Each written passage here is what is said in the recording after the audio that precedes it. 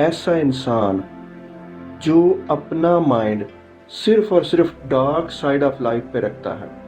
Dark side of life क्या है?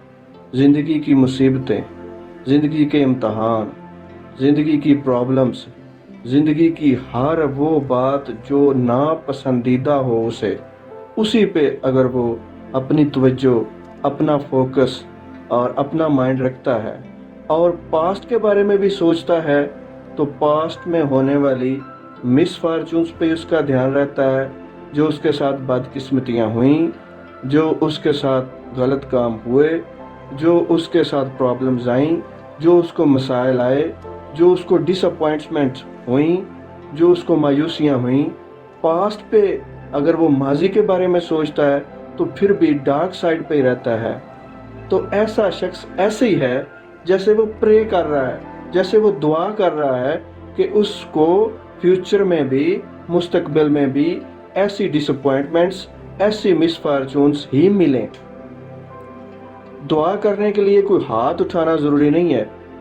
दुआ हमारे इंटेंशंस का नाम है।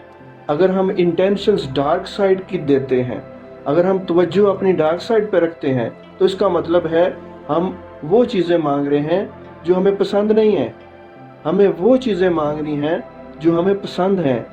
हमें अपना फोकस और अपना माइंड उन चीज़ों पे रखना है जो हमें चाहिए हैं। जो हमें नहीं चाहिए हैं, अगर उन पे माइंड रखेंगे तो ऐसे ही है जैसे हम फ्यूचर के लिए भी दुआ कर रहे हैं कि हमें ऐसी चीज़ें ही मिलें।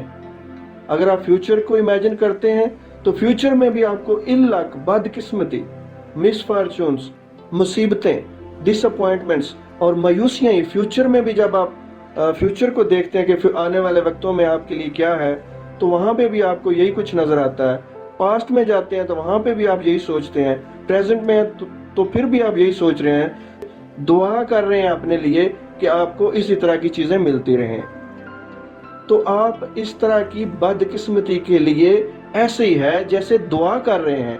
ये एक हिसाब से आपका माइंड जिससे भरा होता है वो आपकी दुआ की तरह होता है, और ये दुआ आपकी ज़रूर पूरी होगी।